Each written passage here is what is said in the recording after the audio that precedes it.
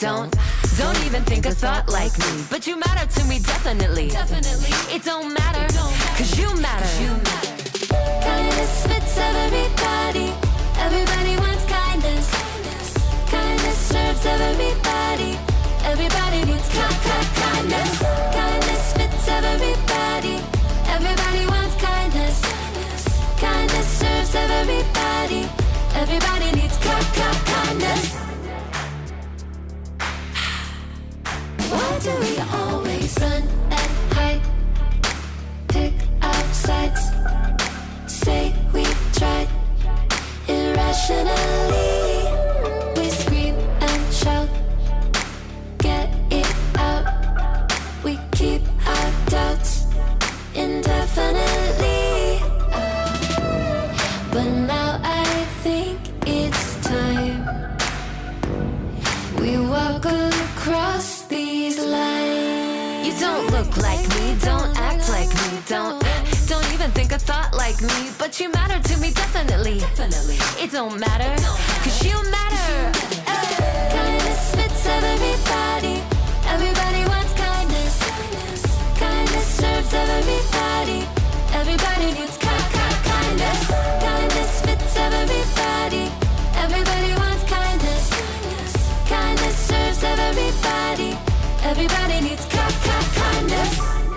The world we want won't happen in our blindness. No,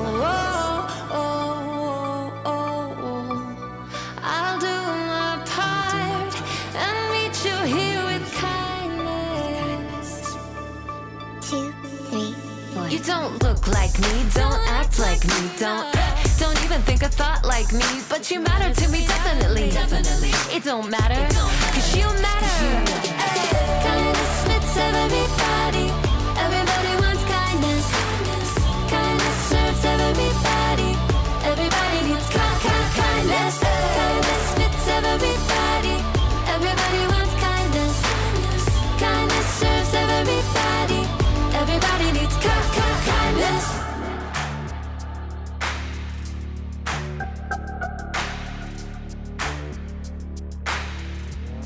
Boom, boom, boom, boom.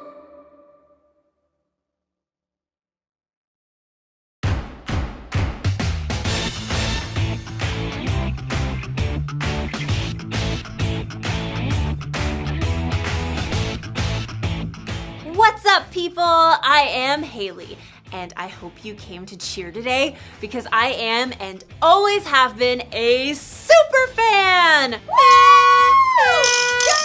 I'm telling you, the town I grew up in, we all rooted for the home team. We ate, drank, and slept orange. And whether we were there in the stands or watching from home, we cheered our hearts and our lungs out for our team. That's what's called kindness. Kindness is showing others they are valuable by how you treat them. And if you're wearing orange like me, you can expect some first-class treatment. But if you're wearing blue, then that means you're a fan of that other team. Our rivals. I can tell you what they're like. They're mean. They're cheaters. They eat broccoli.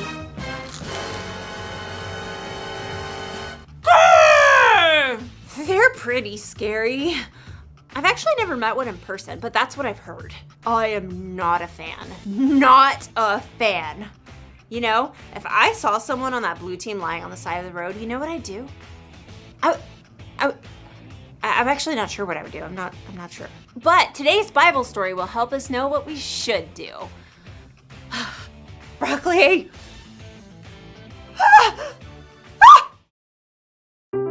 The Bible. It's 66 books of history, stories, letters, and poetry that fit together to form God's one big story. The epic adventure of how He created us and loves us so much that He made a way to rescue us. As we travel through the Bible, from Genesis to Revelation, we discover people who met God and found their lives changed forever. Now, for an amazing story, inspired by the book of Luke, chapter 10, verses 25 through 37. Everywhere Jesus went, crowds of people followed. His popularity made the religious leaders kind of nervous, how he turned their expectations upside down. What is he up to anyway? So they began to look for ways to trip him up. One day, a law expert saw his chance to test Jesus. Teacher, what must I do to inherit eternal life? Jesus turned the question right back on the law expert. What is written in the law? How do you read it? Love the Lord your God with all your heart and with all your soul and with all your strength and with all your mind. And love your neighbor as yourself. You have answered correctly. Do this and you will live.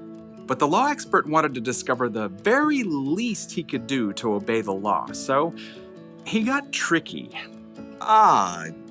Yes, but really, who is my neighbor? Jesus looked directly at the law expert and he saw what was in his heart. So Jesus began a story. A man was going down from Jerusalem to Jericho. Now, if Jesus were to tell this story today, it might go something like this. There's a man that we'll call Ben, who needed to travel from Jerusalem to Jericho. It was a lonely, rugged road, but he was well prepared. Got my water skin, got my quail jerky, got my snake repellent, got my large number of clinking gold coins. Stick 'em up! Uh-oh, forgot my mace. A band of robbers attacked Ben. They took everything, leaving him half dead by the side of the road. Help! Please, help me. There was no one to hear. The sun beat down. Shadows shifted as the day wore on. At last, he heard footsteps. Through shimmering heat, he could barely see a man in khakis and a blue button-down shirt. In the beginning, let me Google the Greek word for beginning. That'll make me sound more intelligent. The man was a preacher working on his Sunday sermon. Help me! The preacher spotted Ben lying there in the dust, but he immediately looked down at his phone, pretending not to see. Instead, he crossed to the other side of the street, putting as much space between him and Ben as possible. Please! But the preacher was gone. Ben's throat was dry now. He could barely swallow. Finally, he saw someone else. I've got peace like a river, I've got peace like a river, I've got peace like a river in my soul. A worship leader was now trekking down the road. He wore skinny jeans, an unnecessary scarf, and AirPods. Help me! Well, the worship leader definitely saw Ben, but he cranked up the volume on his AirPods and shimmied to the other side of the road as he passed. I've got peace like a river, I've got peace like a river, I'm gonna run away. As the man's voice faded away, Ben was left in despair. Shadows lengthened as evening approached. Once again, Ben heard someone coming. Turning his head, he could just barely make out a donkey. Perhaps he could tell from the way the person was dressed that this person wasn't a Jew. He was a Samaritan. Oh no. Jews and Samaritans were enemies. Even though the two groups were related, there was a history of bitter conflict between them, and the Samaritans worshiped God in a different way than the Jews did. Long story short, a Samaritan would have been the last person Ben would have wished to find him. What's that by the road? Instead of ignoring Ben, though, the Samaritan man slowed down and got off his donkey. Oh no, who did this? The Samaritan quickly rummaged for supplies in his bag. Here, have some water. Those are nasty gashes. I've got oil and wine to clean them out. The Samaritan bandaged Ben's wounds and hefted him onto his own donkey. Steady. Hey, wrap your arms around his neck, like this. By the time darkness fell, the Samaritan brought Ben to an inn where the injured man could recover. Thank you. In the morning, the Samaritan gave the innkeeper some money. Please, take care of this man. I'll return and pay you back for any extra expenses. Goodbye. Thank you. When Jesus finished the story, no one said a word. He looked directly at the law expert. Which of these three do you think was a neighbor to the man who fell into the hands of robbers? The law expert fidgeted. To admit that the Samaritan had acted as a true neighbor was to say that everyone is a neighbor, no matter how different they may be. I suppose in this case, one would have to say the man who had mercy on him. Go and do likewise. Jesus' story was clear. Love your neighbor as yourself isn't limited to just the people in your neighborhood. Your neighbor means anyone who needs you to show them God's love.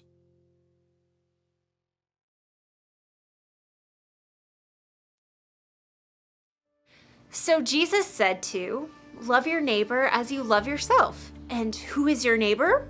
Well, it's the person who lives next door to you, or in your apartment building, or in your neighborhood, or the town you grew up in, or your country, or your planet.